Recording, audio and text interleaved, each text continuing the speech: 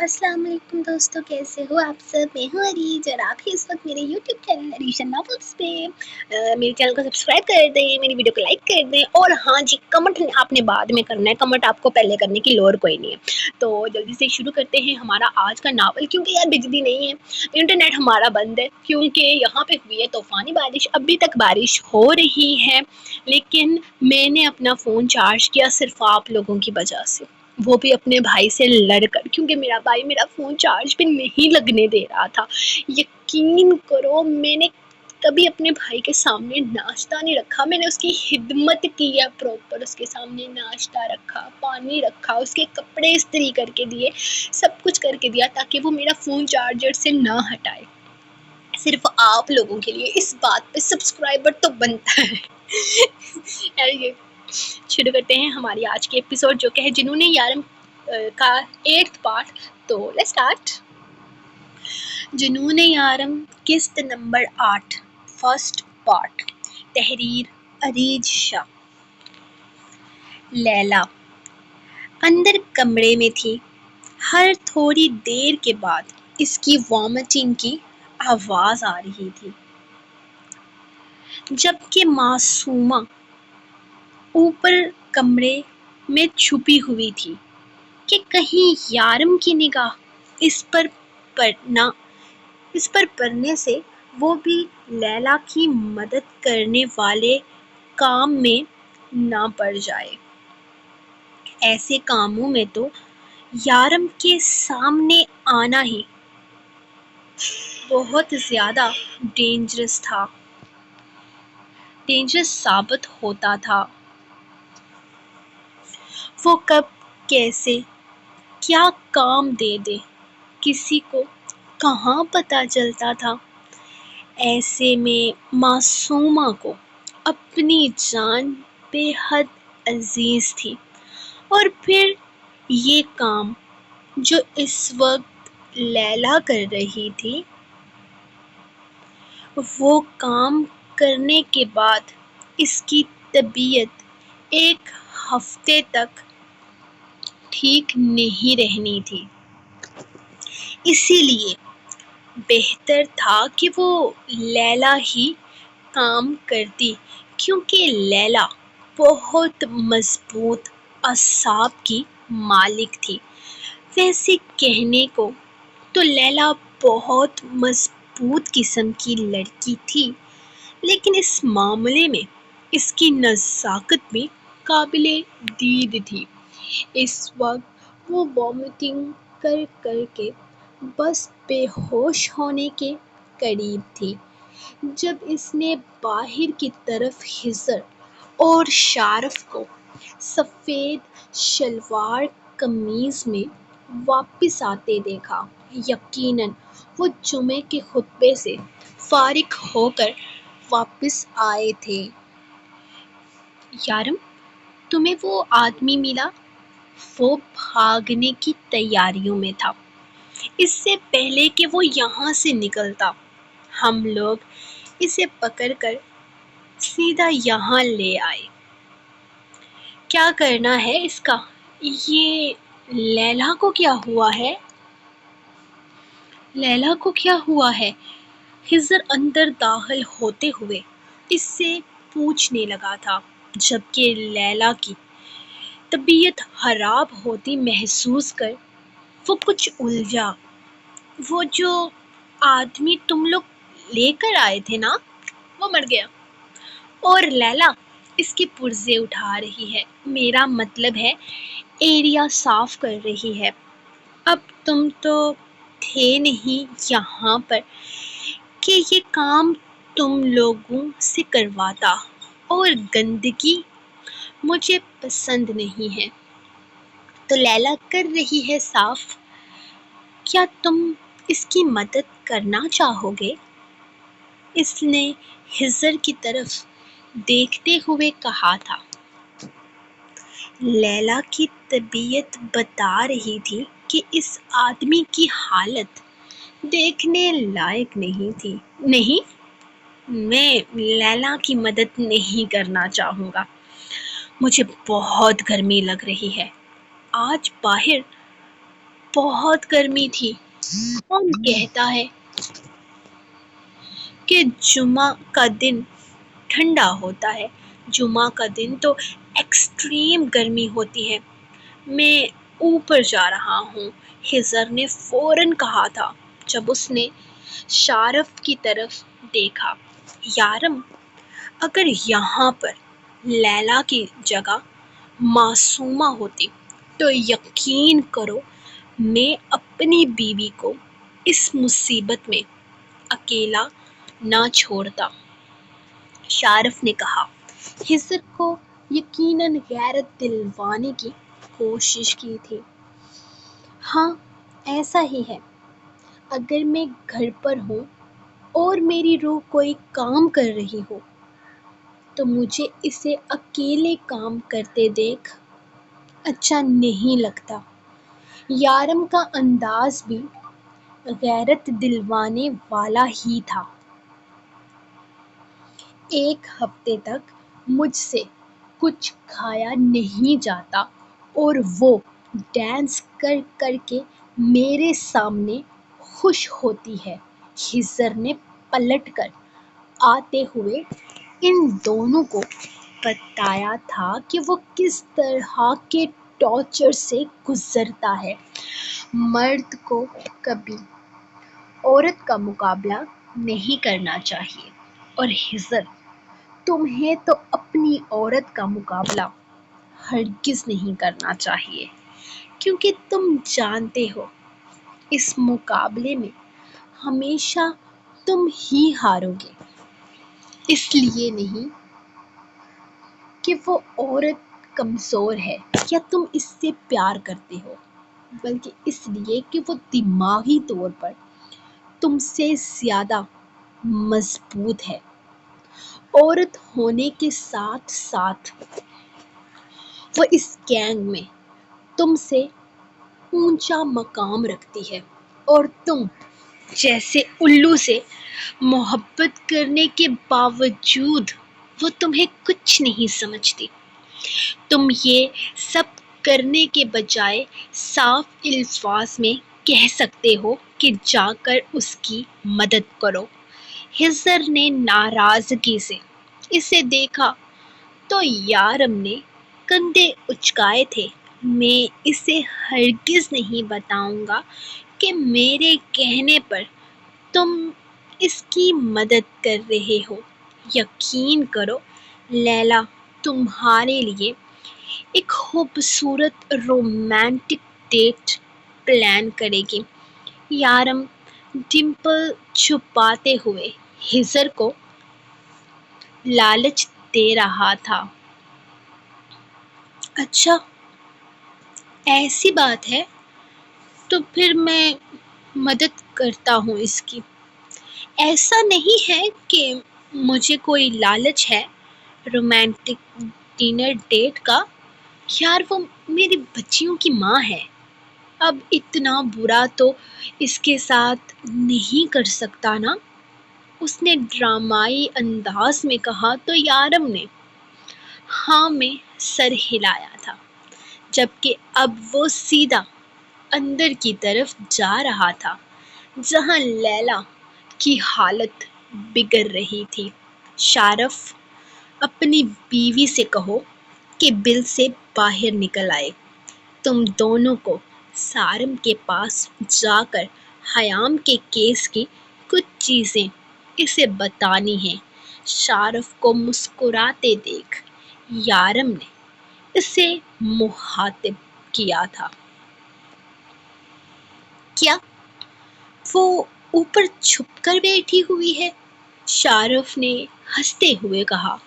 ہاں بالکل، اسے لگتا ہے کہ وہ مجھ سے چھپ کر اوپر بیٹھی ہوئی ہے، اور اگر وہ میرے سامنے نہیں آئے گی تو میں اسے کوئی کام نہیں کہوں گا، لیکن یہ میرا وعدہ ہے، ازمیر کی لاش کے خون کا قطرہ قطرہ میں اسی سے صاف کرواؤں گا۔ اس کو بتا دینا اور کہنا کہ وہ مینٹلی طور پر تیار رہے، میں اسے وقت دے رہا ہوں، کیونکہ اس سے پہلے اس نے یہ کام کیا نہیں ہے۔ اور ایک اور بات، اسے کہو کہ یہ نزاکت چھوڑ دے۔ جتنا کام سے بچنے کے لیے وہ الٹی سیدھی حرکتیں کرتی ہے نا، میری نظر اتنی ہی اس پر ہوتی ہے۔ یہ نہ ہو کہ تمہاری بیوی میری نظر میں اس طرح سے آئے کہ سارے کام اس کے سر پر پڑ جائیں۔ اس سے پہلے وہ سنبھل جائے تو بہتر رہے گا۔ چلو اب نکلو، اور 2 گھنٹے کے اندر اندر تم لوگ یہاں واپس ہونے چاہیے۔ 2 گھنٹے؟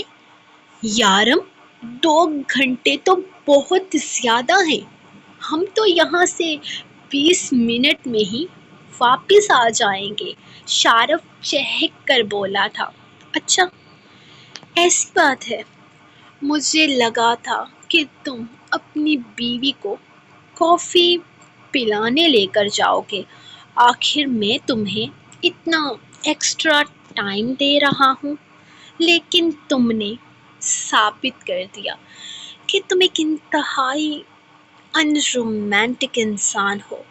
یارم کرسی سے اٹھتے ہوئے بولا تو شارف کو جھٹکا لگا تھا۔ نہیں نہیں یارم، بہت بہت دور ہے پولیس اسٹیشن، کیا پتا سارم وہاں ملے گا بھی یا نہیں۔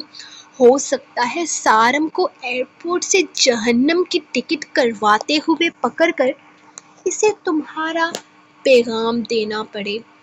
بہت زیادہ وقت لگے گا، ہو سکتا ہے 2 کے بجائے 3 یا 4 گھنٹے لگ جائیں۔ 20 منٹ؟ کس الو کے پٹھے نے کہا کہ 20 منٹ کے فاصلے پر ہے سارم کا آفس؟ سارم کا آفس تو 20 گھنٹے کے فاصلے پر ہے۔ میں پتہ نہیں کس طرح ڈرائیو کر کے اس تک پہنچوں گا۔ وہ تیز تیز پتہ نہیں کیا کیا بول رہا تھا، جبکہ یارم نے آہستہ سے اس کا گال تھپ تھپاتے ہوئے اسے وہاں سے جانے کا اشارہ کیا تھا، جس پر وہ فوراً وہاں سے بھاگ نکلا تھا۔ جبکہ یارم نے اپنا فون اٹھاتے ہوئے اپنی رخ بیبی کو کال کی تھی۔ آخر وہ کیا پلان کر رہی تھی یہ جاننا بھی تو تھا۔ باقی تو وہ کچھ بھی نہیں جانتا تھا۔ ہاں، لیکن اسے پاکستان کے لیے مناتے مناتے اس کی رخ بیبی نے پورا خرچ ہو جانا تھا۔ یہ تم پر ظلم ہو رہا ہے میری جان، میں برداشت نہیں کر سکتا یہ سب کچھ۔ ہٹو، میں یہ کر لوں گا سب کچھ۔ وہ چہرے پر بڑا سا رومال رکھے جھاڑو اٹھائے ہائی ہیل میں بڑے سٹائل سے خون کو آگے کی طرف دھکا دے رہی تھی جب خضر کمرے میں داخل ہوا۔ خضر کو دیکھتے ہی اس کی آنکھوں میں موٹے موٹے آنسو آ گئے تھے۔ خضر، تم کہاں چلے گئے تھے؟ دیکھو مجھ پر کتنا ظلم ہو رہا ہے۔ وہ جھاڑو اٹھا کر زور سے زمین پر پٹختی اٹھ کر اس کے سینے سے آ لگی تھی۔ Oh my darling, I am so sorry, مجھے تھوڑی نہ پتا تھا کہ تم پر یہاں اتنا ظلم ہو رہا ہے۔ اب آ گیا ہوں نا میں، تمہیں کچھ بھی کرنے کی ضرورت نہیں ہے، ہرگز کچھ بھی کرنے کی ضرورت نہیں۔ تم چلو باہر، چلو میں کر لوں گا یہ سب کچھ۔ آر یو شور؟ وہ آنسو صاف کرتی اس سے پوچھنے لگی تھی۔ اس کے ہاتھ پر لگا خون ہزر کے سارے کپڑے خراب کر چکا تھا۔ آف کورس میری جان، میں تمہارے لیے یہ نہیں کروں گا تو کس کے لیے کروں گا؟ چلو جاؤ باہر، اپنی حالت سدھارو۔ لک ایٹ یو، کیا حالت بنا لی ہے تم نے اپنی، کہیں سے بھی لیڈی ڈیول نہیں لگ رہی ہو۔ اس نے ایک نظر سر سے پیر تک اسے دیکھا تھا۔ اس کے بال بکھرے ہوئے تھے، آنکھوں کا اسموکی میک اپ کہاں سے کہاں جا رہا تھا۔ اس کی وائٹ کلر کی شرٹ جو آج صبح اس نے ہزر سے میچنگ پہنی تھی، وہ بھی جگہ جگہ دھبے نما ہو گئی تھی۔ وہ اسے احتیاط سے باہر لے کر آیا تھا۔ اسے سچ مچ میں اپنی بیوی پر ترس آ گیا تھا۔ چلو تم باہر اپنی حالت سدھارو، اوپر روم میں تمہاری کوئی شرٹ پڑی ہوگی، تمہاری نہیں ہوئی تو میری ہوگی، اسٹائل تم خود کر لینا، پر پہن لو، کم سے کم یہ کپڑے اتار دو۔ وہ پیار سے اس سے بولا تھا، جبکہ خود اپنی شرٹ کے آستین فولڈ کرتا اندر چلا گیا تھا۔ اسے ہزر پر بہت پیار آیا تھا۔ کتنا پیارا تھا اس کا شوہر، اس کے لیے کتنا کچھ کر رہا تھا، اور وہ ہر وقت اسے ڈانٹتی رہتی تھی۔ ہیلو میرے یارم، کیا کر رہے ہیں آپ؟ رخسارا کام ختم کرنے کے بعد اب پل کے پاس بیٹھی شونو اور رویام کی مستیاں دیکھ رہی تھی جب اس کا فون بجا تھا۔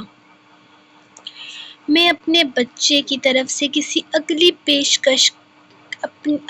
پیش قدمی کا انتظار کر رہا ہوں۔ میرا بچہ کیا کر رہا ہے؟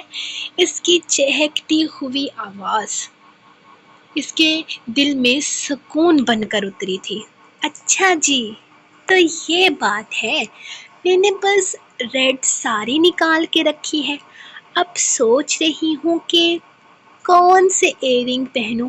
پہلے ہیلز نکال کے رکھی تھی، اب وہ واپس اندر رکھ دی ہے، ان میں سے مجھ سے چلا نہیں جاتا، اور پھر آپ کی باہیں ہیں نا، مجھے اپنے پیروں کو تکلیف دینے کی کیا ضرورت ہے؟ اس نے ہیل پہننے کا پلان کینسل کر دیا۔ وہ بڑے مزے سے اسے تفصیل بتا رہی تھی۔ اچھا جی، بڑی محنت ہو رہی ہے۔ ہاں بالکل، ہیلز وغیرہ پہننے کی ضرورت نہیں۔ آج تو میرا نہیں خیال کہ تمہارے پیر میں زمین پر پڑنے دوں گا، بس تم لال ساڑی میں قیامت ڈھاتی سیدھی میری باہوں میں آ جانا۔ وہ پرسکون سا سیٹ کی پشت سے ٹیک لگائے آنکھیں موندے ہوئے تھا۔ جو حکم جناب کا۔ بس جناب اب خود بھی تیار رہیے مجھے پاکستان لے جانے کے لیے، مفت میں کچھ نہیں ملے گا۔ وہ اچانک سے بولی تو یارم کا موڈ خراب ہوا تھا۔ وہ تمہاری محنت پر ڈیپینڈ کرتا ہے، تم پاکستان جانے کے لیے کتنی محنت کر سکتی ہو، اور ہاں یہ شرمانے مروانے والے کام مت کرنا۔ اگر تم نے مجھے منانا ہے تو فل بولڈ ہو کر مناؤ۔ وہ مسکراہٹ روکتے ہوئے بولا، ارے میں کہاں شرماتی ہوں، شرم تو خود ہی آ جاتی ہے جب آپ اس طرح دیکھتے ہیں۔ وہ اس کی بات کاٹتے ہوئے بولی، تو یارم کہکا لگا کر ہنسا تھا۔ اچھا جی، کس طرح دیکھتا ہوں میں؟ وہ لب دبائے اس سے سوال کرنے لگا۔ وہ آپ دیکھتے ہیں نا اس طرح کی نظروں سے تو پھر شرم آ جاتی ہے۔ کس طرح کی نظروں سے بیبی؟ وہ تفصیل جاننا چاہتا تھا۔ یارم سمجھ جایا کرے نا، وہ جب آپ اس طرح دیکھتے ہیں نا رخ، میں نہیں سمجھ سکتا، تم مجھے بتاؤ آخر کس طرح دیکھتا ہوں میں تمہیں کہ تمہیں شرم آ جاتی ہے؟ وہ اس کی بات کے مزے لیتے ہوئے بولا جب لیلا قدرے بہتر حالت میں روم میں داخل ہوئی تھی۔ مجھے اپنے معصوم دوست پر ترس آتا ہے، کتنی محبت کرتا ہے وہ تم سے۔ جب اسے پتا چلا کہ تم اس روم میں ہو، بیچارے کی حالت خراب ہونے لگی تھی۔ اپنی پرواہ کیے بغیر سیدھا اندر گھس گیا کہ میری لیلا یہ کام نہیں کر سکتی، اور لیلا نے کبھی اس کے لیے کوئی رومانٹک ڈنر تک پلان نہیں کیا۔ وہ فون کان سے لگائے سامنے کھڑی لیلا کو دیکھتے ہوئے بولا، جسے خضر کی لمبی سی شرٹ کو اپنے سٹائل سے پہن رکھا تھا۔ یارم کی بات سنتے ہوئے وہ حیران ہوئی تھی۔ تم سچ کہتے ہو یارم، وہ مجھ سے بہت پیار کرتا ہے اور میں ہمیشہ اسے ڈانٹتی رہتی ہوں اور کبھی بھی باتیں سناتی رہتی ہوں، لیکن اس دفعہ نہیں، اس نے میرے لیے وہ سارا کام کیا۔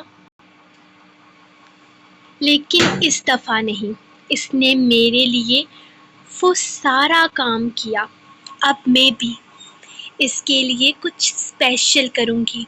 میں آج رات کو ہی اس کے لیے ایک رومانٹک سی ڈنر ڈیٹ پلان کرتی ہوں۔ وہ فیصلہ کرتے ہوئے بولی تو یارم ہلکا سا مسکراتے ہوئے اسے باہر جانے کا اشارہ کر چکا تھا۔ مطلب صاف تھا کہ وہ رخ سے بات کر رہا ہے اور اس وقت وہ کسی طرح کی ڈسٹربنس نہیں چاہتا تھا۔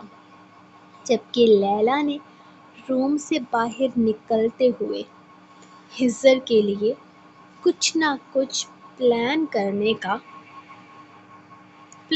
کر ڈالا تھا۔ ہاں تو رخ بیبی بتاؤ نا کون سی نظروں سے؟ وہ لیلا کو بھیج کر ایک بار پھر سے اس کی طرف متوجہ ہوا تھا۔ کوئی بھی نظریں نہیں، آپ گھر آئیں تو باقی باتیں ہوں گی، وہ منہ بنا کر بولی تو یارم کہکا لگا کر ہنسا تھا۔ اچھا یارم، ویسے تو مجھے پتا ہے کہ آپ اندر اندر سے مان گئے ہیں، بس اوپر اوپر سے نخرے دکھا رہے ہیں، تو مجھے یہ بتائیں کہ ہم جائیں گے کب تک؟ رخ نے بات کو اپنے انداز میں لیتے ہوئے کہا تو یارم نے آئی برو اچکا کر نگاہیں گھمائی تھی۔ نہ میں اوپر اوپر سے مانا ہوں اور نہ ہی میں اندر سے مانا ہوں، ابھی تک تم نے مجھے منانے کے لیے کچھ بھی نہیں کیا ہے، اور ہم کس طرح جائیں گے یہ فیصلہ تب ہوگا جب میں مان جاؤں گا۔ اپنی کوششیں جاری رکھو۔ اور ہاں، وہ کیا کہہ رہی تھی؟ یارم بیبی ہم تو 5 سال پہلے ہی آپ کے ڈمپلز پر مر مٹے ہیں، تفصیل پوچھوں گا آ کر کہ کب، کہاں، کیسے مر مٹے۔ اور وہ جو تم یارم بیبی کہہ رہی تھی نا، ہائے دل ٹوٹ گیا۔ اگر صبح آنا ضروری نہ ہوتا تو میں تمہیں تفصیل سے بتاتا۔ فی الحال تیاری کرو اور میں یہاں بیٹھ کر آہیں بھرتا ہوں اپنی بیوی کو لال ساری میں دیکھنے کے لیے۔ وہ مزید کچھ کہے بنا سامنے لیپ ٹاپ پر اس کے چہرے کو دیکھ رہا تھا،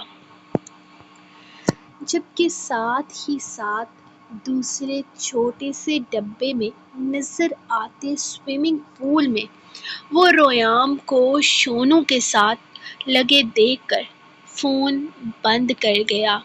کچھ کام باقی تھا اور پھر اس نے گھر کے لیے نکلنا تھا۔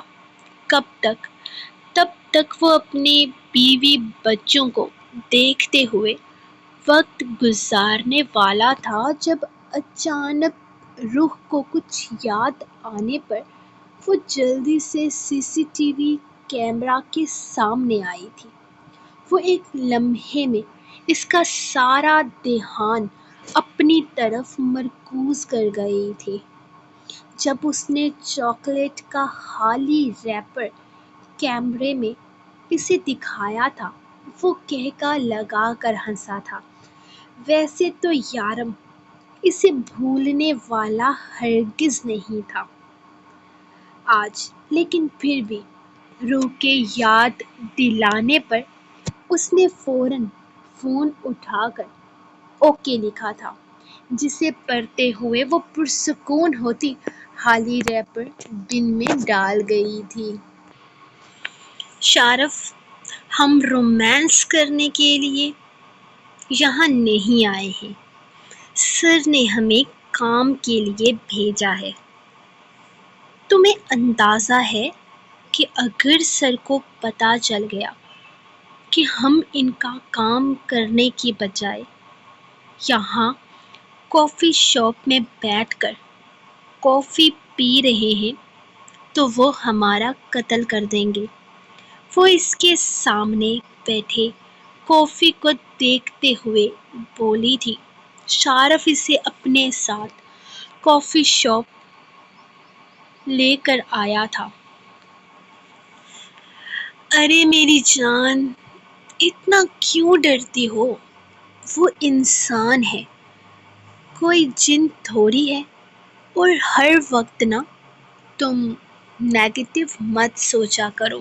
یارم خود ایک بہت ہی رومانٹک قسم کا انسان ہے اور وہ باقی لوگوں کے جذبات کا بھی خاص خیال رکھتا ہے۔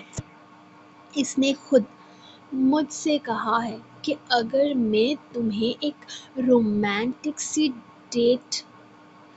کافی ڈیٹ پر لے کر جانا چاہوں تو اسے کوئی اعتراض نہیں ہے۔ بس 2 گھنٹے میں ہمیں کام ختم کر کے واپس آنا ہے اور سارم کا آفس یہاں ہی تو ہے اور 5 بجے سے پہلے وہ گھر نہیں جاتا۔ تو تم بالکل بے فکر ہو جاؤ اور یہ کافی پیو رومانٹک سی اپنے شوہر کے ہاتھوں۔ وہ کافی پر بنے خوبصورت سے دل شیپ پر اپنا نام لکھے دیکھ کر کپ اس کے قریب کر گیا تھا۔ تم بالکل بھی رومانٹک انسان نہیں ہو شارف، لیکن یہ کافی کافی رومانٹک ہے۔ اس نے کافی کی شیپ دیکھتے ہوئے مسکرا کر کہا تھا۔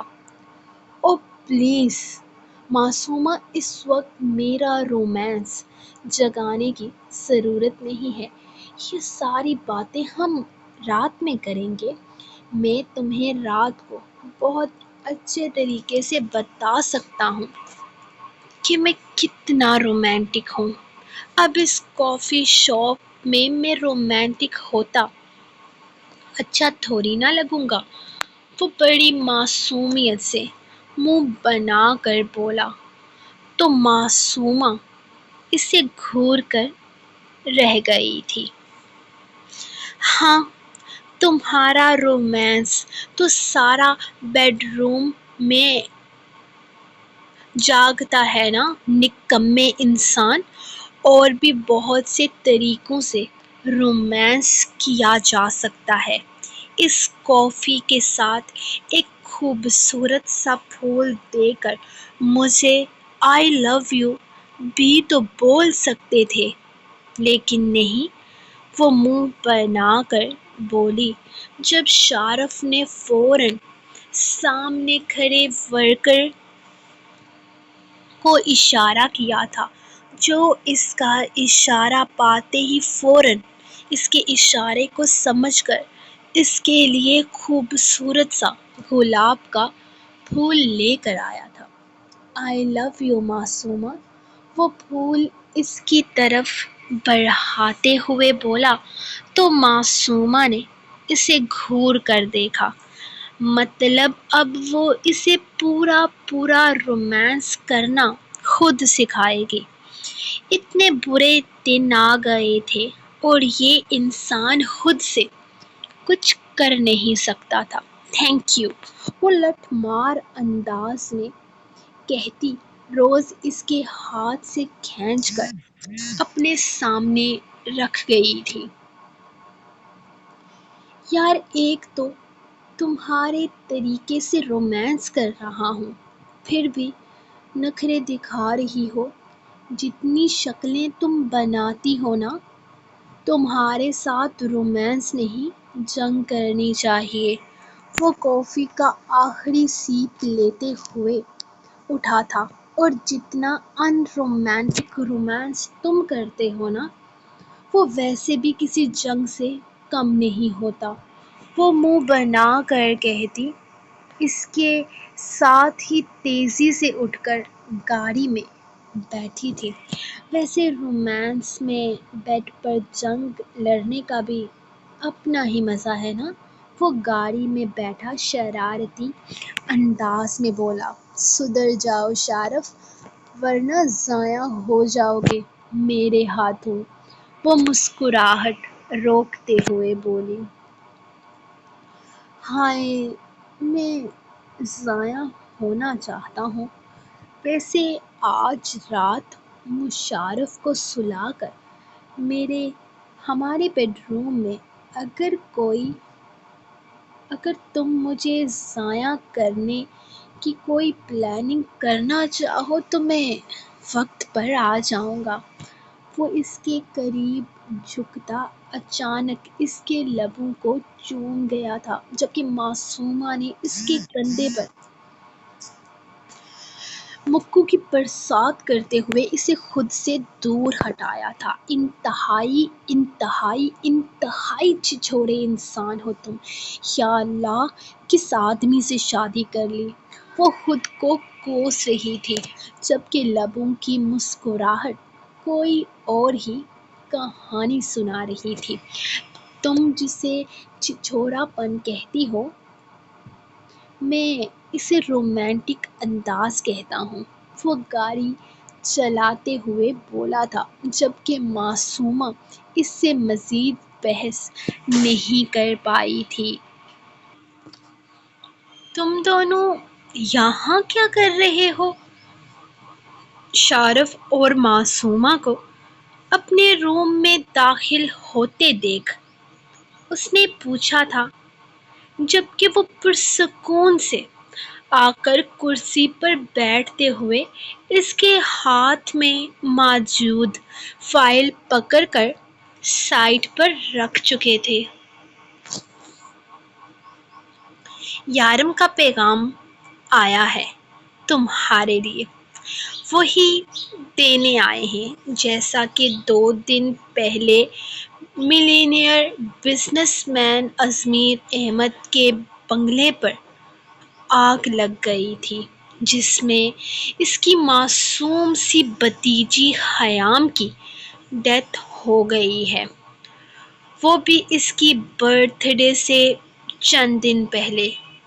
اس کی رپورٹس تم تک پہنچ چکی ہوں گی۔ شارف سامنے موجود شو پیس سے کھیلتے ہوئے اس سے بات کر رہا تھا، جبکہ سارم نے ہاں میں سر ہلایا تھا۔ ہاں بالکل ایسا ہی ہے، رپورٹس میرے پاس آ گئی ہیں، لیکن تم کیوں پوچھ رہے ہو؟ وہ ہاتھ میں پکڑی وہ رپورٹ جو ابھی شارف نے اس سے لے کر سائٹ کی تھی اٹھا کر الماری میں رکھ گیا۔ وہ دونوں ہی ایک دوسرے کو دیکھ کر مسکرائے تھے، کیونکہ ان دونوں کو بھی پتہ چل چکا تھا کہ وہ فائل خیام کی ہی ہے۔ تمہیں بس یہ کلیئرفائی کرنا ہے کہ وہ ڈیتھ باڈی خیام کی ہی ہے اور خیام مر چکی ہے، شارف نے اسے دیکھتے ہوئے کہا تھا، جبکہ وہ الجھا۔ کیا مطلب؟ کیا کہنا کیا چاہتے ہو تم؟ تم لوگوں میں ایسا کیوں کروں گا؟ ازمیر ایک بہت شریف انسان ہے، ان کی بس بھتیجی خیام کا قتل نہیں ہوا ہے، بلکہ اس کے بیڈ روم میں کسی اور عورت کی لاش پڑی تھی۔ اس کا یہ مطلب ہے کہ اس کی بھتیجی زندہ ہے اور یقیناً کسی مصیبت میں ہے۔ میں اپنا فرض نبھاؤں گا، اس کی بھتیجی کو بچاؤں گا، اور آف کورس میں سچ بولوں گا۔ لیکن تم لوگ مجھے بتاؤ کہ اس کیس سے تم لوگوں کا کیا لینا دینا ہے؟ سارم ان دونوں کو دیکھتے ہوئے پوچھنے لگا تھا۔ ارے یار، کچھ خاص لینا دینا نہیں ہے، بس وہ لڑکی ہے نا خیام، وہ اس وقت یارم کے پاس ہے اور یارم نے اسے اس کے کرپٹ تایا سے بچایا ہے۔ وہ کیس نہیں تھا بچوں والا جس میں چھوٹے بچوں کو اغوا کیا جا رہا تھا؟ ان دونوں کا آپس میں کنیکشن ہے، ازمیر اسی کیس سے جڑا ہوا ہے۔ یہ دولت، یہ شہرت، یہ سب کچھ اسی کام سے ملی ہے۔ اتنا بڑا بزنس امپائر اس نے اسی لیے کھڑا کیا ہے تاکہ وہ اپنے بلیک منی کو چھپا سکے۔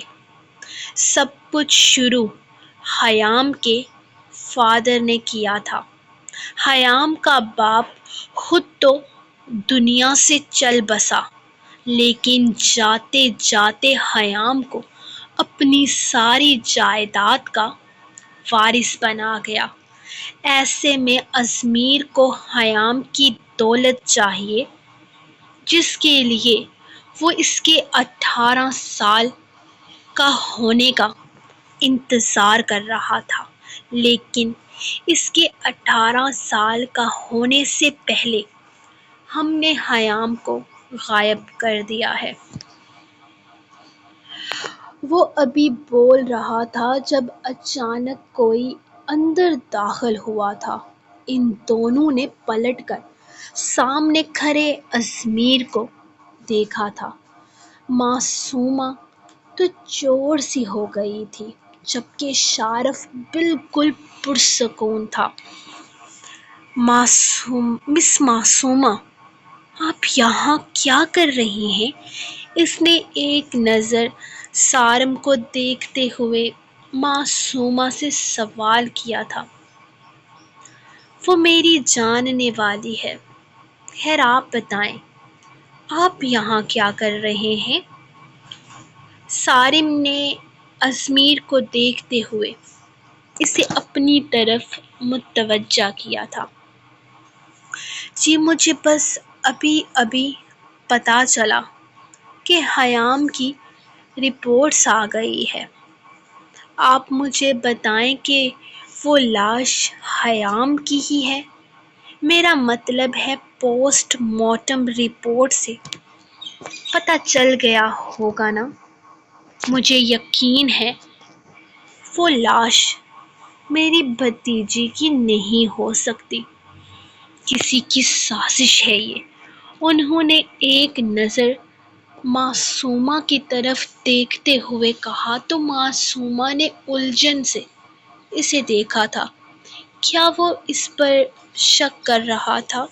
جی بالکل، کوئی سازش بھی ہو سکتی ہے۔ ماشاءاللہ سے اتنا بڑا بزنس ہے آپ کا، اتنا بڑا نام ہے، لیکن وہ لاش پوسٹ مارٹم رپورٹ میں حیام کی ہی ثابت ہوئی ہے۔ ٹھیک ہے، آپ پوسٹ مارٹم رپورٹ مجھے چیک کروائیے۔ وہ سارم کی بات کاٹتے ہوئے بولا۔ سوری، یہ ہمارے رولز میں نہیں ہے، وہ بے فکر سا بولا تھا۔ انسپکٹر سارم، مجھ سے پنگا مت لو ورنہ پچھتاؤ گے۔ وہ اچانک سے اپنے اصل پر آتے ہوئے سارم کو دھمکانے لگا تو سارم کے لبوں پر بڑی دل فریب مسکراہٹ آئی تھی۔ آپ ایک آن ڈیوٹی سب انسپکٹر کو دھمکی دے رہے ہیں؟ کیا اکھاڑ لیں گے آپ میرا؟ کیا کر سکتے ہیں آپ؟ مسٹر ازمیر احمد، تمہارے پاس تمہارا ہے ہی کیا؟ تم خود یہاں کھڑے کھڑے اپنی دولت کا رعب تک نہیں جھاڑ سکتے، کیونکہ جس کی وہ دولت تھی اس کی پوسٹ مارٹم رپورٹ میرے پاس پڑی ہے۔ وہ ساری دولت ضائع ہو چکی ہے، تو یہ رعب کس بات کا جھاڑ رہے ہو تم؟ مجھے دھمکی دینے کے بارے میں سوچنا بھی مت۔ یہ لو شارف، تم یہی لینے آئے تھے۔ وہ رپورٹس الماری سے نکال کر اس کے حوالے کرتے ہوئے بولا تو شارف نے فوراً رپورٹ تھام لی تھی، جبکہ اس پر لکھا حیام کا نام ازمیر پڑ چکا تھا۔ یہ حیام کی رپورٹ تم اسے کیوں دے رہے ہو؟ مجھے دو۔ وہ غصے سے شارف کی طرف بھرا تھا، جبکہ سارم نے شارف کو جانے کا اشارہ کیا۔ اوکے انسپکٹر سارم، پھر ملیں گے، معصومہ نے مسکرا کر کہتے باہر کی راہ لی تھی۔ بہت غلط کیا تم نے انسپکٹر سارم، میں پھر سے اس کی پوسٹ مارٹم کرواؤں گا، میں دوبارہ سے رپورٹس بنواؤں گا۔ وہ غصے سے دہارا تھا۔ دبئی لاء کے مطابق ایک لاش کو ایک ہی دفعہ چیرا پھاڑا جا سکتا ہے۔ ازمیر احمد، تم دوبارہ سے ایسا کچھ نہیں کروا سکتے، اور جہاں تک بات ہے حیام کی، تو تمہاری بھتیجی مر چکی ہے۔ ایکسپٹ کرو، اس کی دولت تمہیں نہیں مل سکتی۔ وہ سکون سے اپنی چیئر پر بیٹھ گیا تھا۔ یہ بھی دیکھ لیں گے انسپکٹر سارم، اور میں نے تو سن رکھا ہے کہ تمہارا 4.5 سالہ بیٹا بڑا خوبصورت ہے، چھپا کر رکھنا اسے۔ ازمیر کی آخری بات سنتے ہوئے شارف کے قدم دروازے تک رکے تھے، جبکہ معصومہ نے اس کا بازو پکڑ کر اسے اس کے ساتھ کمرے سے باہر نکالا تھا۔ وہ اپنے آفس میں یارم کو سارم کا پیغام دینے کے بعد اس کی فائل بھی اس کے حوالے کر کے گئے تھے، جبکہ گھر آتے ہوئے 2-3 دفعہ شارف کو یوں محسوس ہوا کہ کوئی ان کی گاڑی کے پیچھے آ رہا ہے۔ شارف، کیا تم بھی وہی سوچ رہے ہو جو میں سوچ رہی ہوں؟ گاڑی ایک طرف رکتے دیکھ معصومہ نے اس کی طرف دیکھتے ہوئے سوال کیا تھا۔ لیکن یہ ہمارا پیچھا کیوں کر رہا ہے؟ میرے خیال میں اسے سارم کے پیچھے جانا چاہیے تھا۔ اس کا ہمارے پیچھے آنے کا مطلب؟ شارف کچھ الجھتے ہوئے پوچھنے لگا۔ مجھے نہیں پتا، لیکن مجھے وہاں دیکھ وہ کافی حیران تھا۔ یقیناً حیام کے غائب ہونے کے پیچھے وہ مجھ پر شک کر رہا ہے، معصومہ بولی تھی۔ مطلب حیام کو جلد سے جلد ہمارے فلیٹ سے نکالنا ہوگا۔ ہمیں حیام کو کسی اور محفوظ ٹھکانے پر پہنچانا ہوگا، وہ سوچتے ہوئے بولا۔ لیکن کہاں؟ ہمارے لیے تو سب سے سیف ٹھکانہ یارم سر کا گھر ہے، وہ کچھ سوچتے ہوئے بولی تھی۔ ہاں بالکل، ہمارے لیے سب سے سیف ٹھکانہ یارم کا گھر ہے۔ یارم کے گھر کے علاوہ اور ایسی کوئی جگہ نہیں جہاں حیام محفوظ رہ سکے۔ ہمیں یارم سے اس بارے میں بات کرنی ہوگی، لیکن فی الحال گھر جانے کے بجائے میرا ارادہ تمہیں ڈنر پر لے کر جانے کا ہے۔ نہیں یار، مجھے نہیں جانا ڈنر پر، گھر چلو، میں بہت تھک گئی ہوں۔ معصومہ نے انکار کیا۔ ارے یار، تمہارے کہے بغیر خود سے تمہارے لیے ایک خوبصورت سا گلاب کا پھول بھی خریدوں گا اور آئی لو یو بھی کہوں گا۔ وہ آنکھ دبا کر بولا۔ اچھا چلو، کیا یاد کرو گے؟ ٹھیک ہے، وہ احسان کرنے والے انداز میں بولی تو شارف نے گاڑی ریورس کرتے ہوئے کسی ہوٹل کی طرف کا رخ کیا تھا، جبکہ پچھلی گاڑی میں اضمیر ان کا راستہ بدلنے پر فوراً پوری طرح سے الجھا تھا۔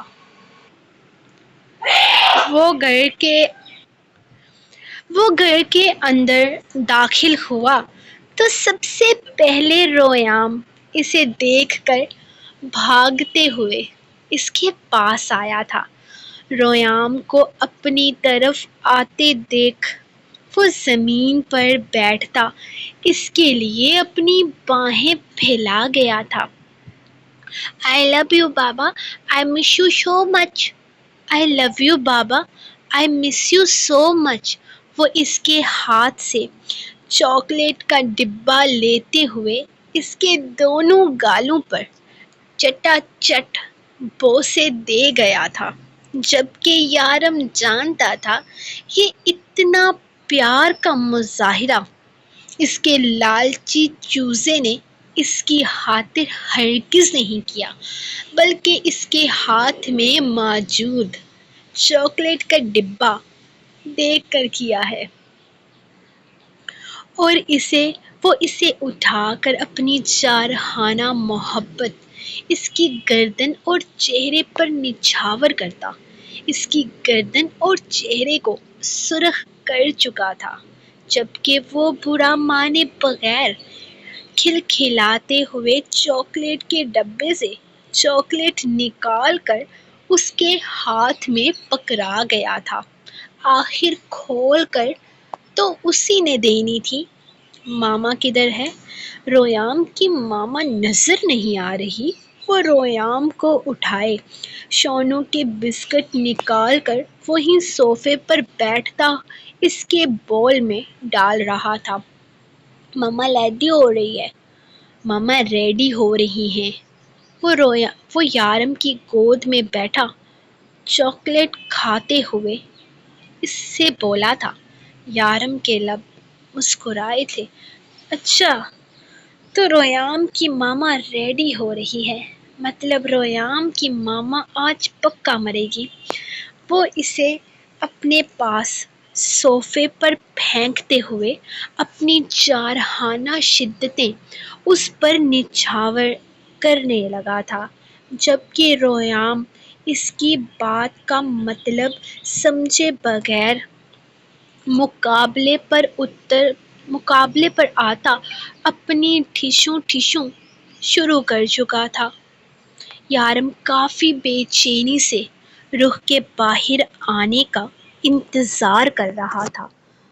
وہ جاننا چاہتا تھا کہ آخر اس کی رخ بیوی اسے منانے کے لیے کیا کرنے والی ہے۔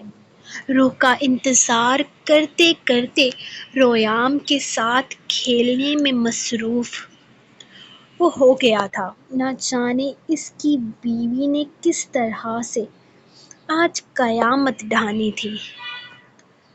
وہ نہ جانے کب تک اس نے باہر آنا تھا۔ رویام کو نیند میں جاتے دیکھ وہ فوراً سے اٹھ کر کچن میں آتا اس کا دودھ بنانے لگا تھا۔ اسے گھر آئے تقریباً 1 گھنٹہ گزر رہا تھا، لیکن روح کا کہیں کوئی ٹھکانہ نہیں تھا۔ اس کے لیے دودھ بناتے ہوئے اس نے کھانا گرم کیا، جبکہ رویام اس کے کندھے سے لگے دودھ پیتے پیتے سو گیا تھا۔ کھانا ٹیبل پر لگاتے ہوئے وہ رویام کو چھوڑنے اور روح کو لینے اوپر کمرے کی طرف جانے لگا تھا۔ بس بہت ہو چکا تھا۔ اس کی بیوی نے جتنی قیامت ڈھانی تھی اس کے لیے وہ اسے اتنا ہی ٹائم دے سکتا تھا۔ روح بیبی، تمہاری تیاریاں اب تک ختم نہیں ہوئی۔ ایسا کیا پلان کر رہی ہو مجھے منانے کے لیے کہ اب تک تم باہر نہیں نکلی؟ رویام بھی سو گیا ہے۔ وہ کمرے میں داخل ہوتے ہوئے اسے بیڈ پر بیٹھے دیکھ رہا تھا، جو بلیک شال خود پر اوڑھے ہوئے آرام سے بیٹھی تھی۔ وہ کچھ کنفیوز سی لگ رہی تھی۔ یارم نے اس کے چہرے کو دیکھا تھا۔ آنکھوں میں گہرا کاجل ہونے کے ساتھ ساتھ لبوں پر گہری سرخ لپسٹک تھی۔ یارم کے گلے میں کانٹے سے چبھنے لگے تھے۔ وہ ان لبوں کو چھونے کے لیے بے تاب ہوا تھا، جبکہ اس کے کھلے بال اس کی کالی چادر میں چھپے ہوئے تھے۔ اس نے سر سے پیر تک روح کو دیکھا تھا۔ اس کے پاؤں خالی تھے۔ اس نے کسی طرح کے جوتے نہیں پہن رکھے تھے، جبکہ اس کی ڈیپ ریڈ کلر کی ساڑی تھوڑی سی نظر آ رہی تھی، لیکن اس نے خود کو اس طرح سے چھپایا ہوا کیوں تھا؟ اور وہ ناخن کیوں کھا رہی تھی؟ روح، کیا ہاتھ منہ میں ڈال کر بچوں جیسی حرکتیں کر رہی ہو؟ تمہیں پتہ ہے نا مجھے یہ ناپسند ہے۔ وہ اسے سختی سے ٹوکتے ہوئے آہستہ سے رویام کو بیڈ پر لٹا رہا تھا۔ بڑی مشکل سے اس سے نظریں چراتے ہوئے اس نے رویام کو آہستہ آہستہ تھپکا تھا۔ اور یقین کر کے کہ وہ پوری طرح نیند میں دوبارہ اتر چکا ہے، وہ روح کی طرف متوجہ ہوا تھا۔ بیبی، میں نے کھانا گرم کر کے نیچے لگا دیا ہے۔ اگر تم نے بہت ساری ہمت جمع کر کے یہ ساری پہن ہی لی ہے تو چلو پہلے کھانا کھا لیتے ہیں۔ اچھا ہی کیا کہ فی الحال تم نے خود کو ڈھک کر رکھا ہوا ہے، ورنہ اگر تمہیں اس حسین روپ میں دیکھ کر میں اپنا ہوش گنوا بیٹھتا تو میری شدتیں بغیر کھائے پیے تم کس طرح سہتی۔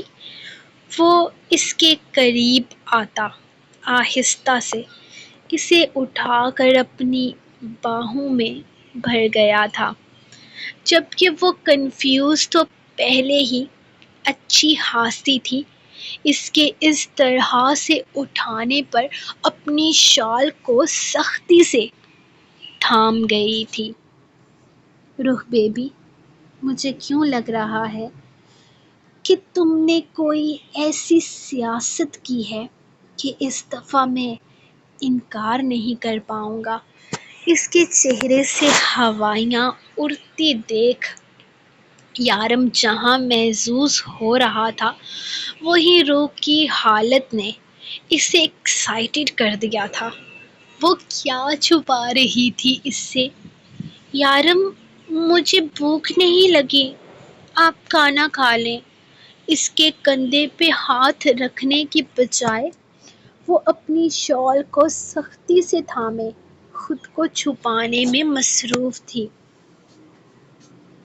نہیں بیبی، تمہیں بھوک لگے یا نہ لگے، لیکن مجھے میرے بچے کی جان بڑی پیاری ہے۔ وہ اسے نیچے لاتا، زمین پر کھڑا کرتا، اس کے لیے کرسی کھینچ گیا تھا جب اچانک ہی اس کے کندھے پہ ہاتھ رکھ کر اسے کرسی پر بٹھانے سے پہلے اس نے اس کی شال کھینچ کر پھینکی تھی۔ یارم! وہ چیخی تھی، جبکہ یارم کے مسکراتے لب سمٹ گئے تھے۔ وہ آنکھیں پھاڑے بے یقینی سے روح کو دیکھ رہا تھا، جس نے ساڑی کو سٹائل کرتے ہوئے ایک کندھے پر ڈال رکھا تھا۔ اس کی بل کھاتی پتلی کمر پوری طرح سے اس کی آنکھوں کے سامنے تھی۔ اس کی بلاؤز کی لینتھ یارم اپنی انگلیوں کے حساب سے ایک ہی نظر میں گن چکا تھا۔ وہ نگاہیں ہٹا نہیں پایا تھا، اس کے کندن سراپے سے گلے میں جیسے کانٹے سے چبھنے لگے تھے۔ کھانے کا ہوش رہا ہی نہیں تھا، وہ تو بس اس کے سراپے پر نظریں گارے اس کے بدن کی دلکشی کو شاید پہلی دفعہ اس طرح دیکھ رہا تھا۔ وہ اس طرح اس کے سامنے آتی ہی کہاں تھی، وہ تو ہمیشہ خود کو 7 پردوں میں چھپا کر رکھتی تھی۔ غربت کے لمحات میں بھی اسے بس ایک ہی جملہ سننے کو ملتا تھا، یارم لائٹ آف کریں، اور وہ آج اس طرح اس کے ہوش اڑا رہی تھی تو کیا یارم کیسے اپنے آپ میں رہتا؟ وہ نشہ بن کر اس کے سر پر سوار ہوئی تھی۔ وہ زمین سے تیزی سے اپنی شال اٹھانے کے لیے ہاتھ بڑھا رہی تھی جب یارم نے اس کا بازو پکڑ کر اسے اپنی طرف کھینچا تھا۔ ہائے!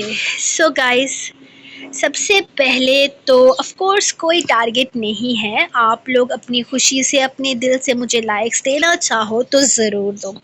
باقی نیکسٹ ایپیسوڈ کے لیے بس اتنا ہی کہوں گی کہ یار موسٹ رومانٹک ایپیسوڈ ہونے والی ہے، تو جو لوگ رومانس نہیں پڑھتے وہ نیکسٹ ایپیسوڈ کو پوری طرح اسکپ کریں گے، ایکسٹرا شریف لوگ اگلی ایپیسوڈ پر نہ آئیں.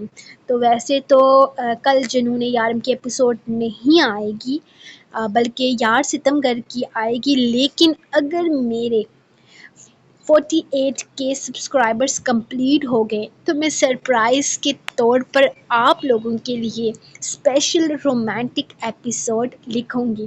باقی جو لوگ بک کا کہہ رہے ہیں ان کو بس اتنا ہی کہوں گی کہ ابھی میں نے بکنگ سٹارٹ نہیں کی ہے. انسٹاگرام پہ میں بکنگ سٹارٹ کروں گی لیکن جب ناول اینڈ ہوگا. فی الحال آپ لوگ کہیں بھی پیسے وغیرہ مت دیجیے گا، جب بکنگ سٹارٹ ہوگی میں خود اناؤنسمنٹ کروں گی. فی الحال کچھ بھی سٹارٹ نہیں کیا، اور اگر آپ لوگوں کو سرپرائز ایپیسوڈ چاہیے تو میرے سبسکرائبر 500 سم تھنگ رہ گئے ہیں، تو کل آپ لوگوں کی اسپیشل رومانٹک ایپیسوڈ آ سکتی ہے 48,000 سبسکرائبرس پہ. تو میں ملوں گی آپ کو نیکسٹ ایپیسوڈ کے ساتھ، تب تک کے لیے اپنی رائے کو دیں اجازت. اللہ حافظ.